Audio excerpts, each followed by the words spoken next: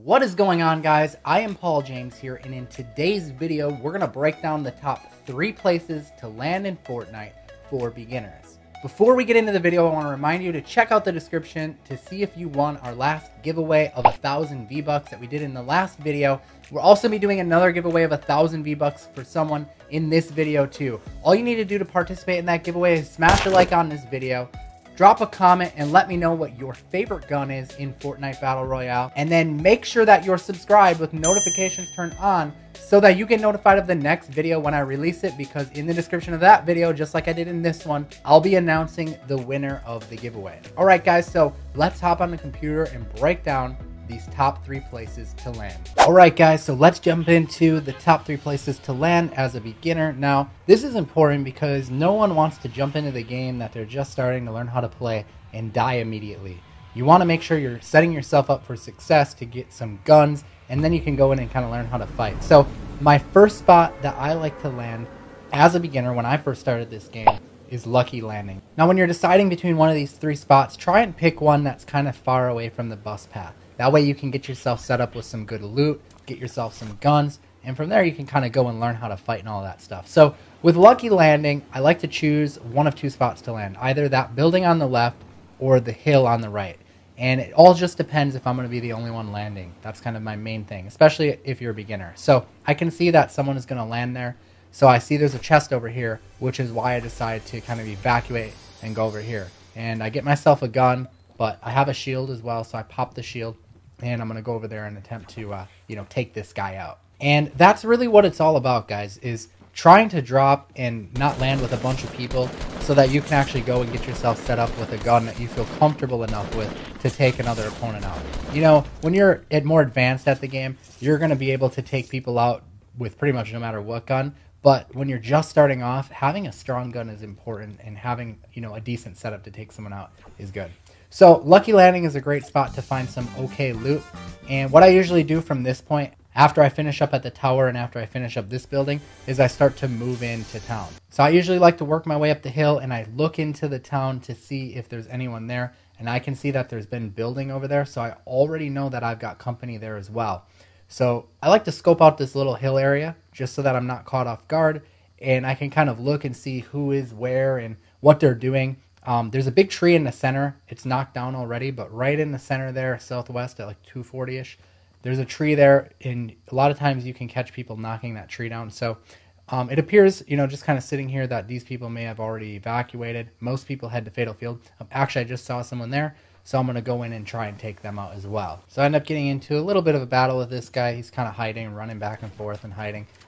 It's kind of important to always try and keep the high ground, obviously, so that's what I attempt to do here. He ends up building up, and I pop him with the shotgun and eliminate him. So from this point now, the circle is close. I can go, I can loot everything, and I can be on my way. Alright, guys, next up on our list is Haunted Hills. Now, Haunted Hills is usually a really good place to drop as long as it's not super close to the bus route, as that applies for all of these places that I'm mentioning in this video. Make sure they're not super close. I normally like to drop here right in this little church that is kind of on the, well, I came in from the left side. But not the bigger building, but the smaller one, because usually there's 2 chests in that building, and then there's also usually a chest right outside in this little graveyard over here that I'm about to go to. So yeah, right here there's a chest as well. You can see already I've got decent loot. I've got an epic shotgun, I've got a green AR, found a blue pump here, I've got full shield, and as well as a slurp juice and heals. So I'm set up already at this point. We're only like, a minute in for the entire game, and there's still a lot of chests to loot here. There I went ahead and picked up another slurp juice and now a blue AR. So this is a really good spot, guys. In all these spots you're going to find are pretty similar. Not a lot of people choose to land at these spots. Most people who are more advanced want to go and get in on the action at Tilted or Dusty Divot, and they just really don't land here too often. There's also usually a chest at the top of this church in the bell tower, and there's usually one in the basement of it as well, this big steeple.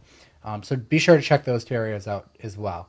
And from this point, once you're all looted up, you could pretty much just head out, follow the circle out, and, get out of there. All right, guys, and last on my list is right next door to Haunted Hills where we just were. This one is Junction, and I like to drop here a lot because, honestly, you can hit both Junction and Haunted Hills up if you play it right. If the circle is kind of in your favor, a lot of times you can land here, and then on your way back out after you've looted here, if the circle lines up, you can hit Haunted Hills as well. Now, I do have someone dropping with me on this one, so I usually try and go down and hit a shotgun, because the shotgun is going to be pretty much your best bet for a close range fight.